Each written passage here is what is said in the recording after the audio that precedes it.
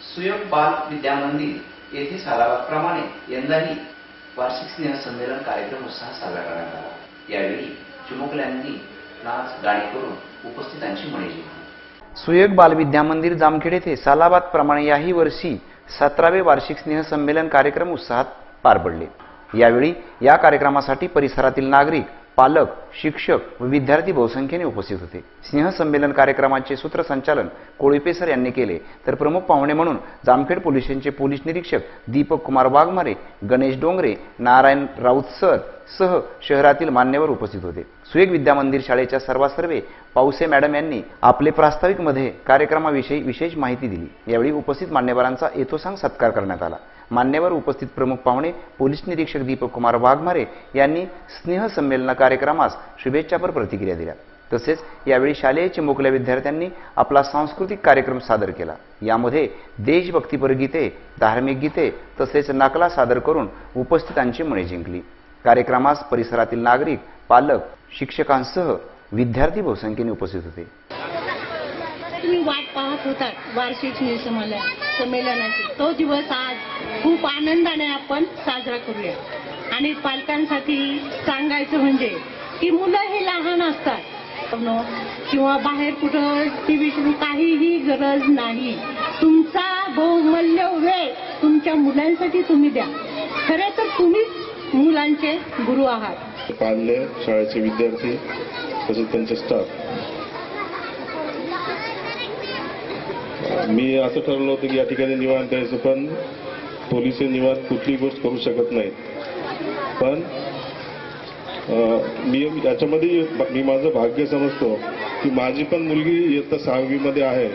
मी तिच्या कार्यक्रमाच्या स्नेहसंमेलनानिमित्तानं उपस्थित राहू शकलो नाही, परंतु हा मला योग आला सुयोग बाल मंदिराच्या माध्यमातून की किमान मी तुमच्या कार्यक्रमाला तरी या ठिकाणी उपस्थित राहू शकलो, ते माझं भाग्य आहे। या ठिकाणी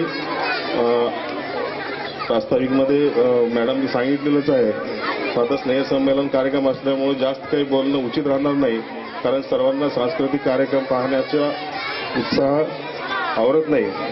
दोन गटात केलं जातं, एक श्रीमंताचा देव आणि एक गरीबाचा देव। श्रीमंताचा देव कोणता तर बालाजी, त्या ठिकाणी मोठ्या प्रमाणात दान होतं।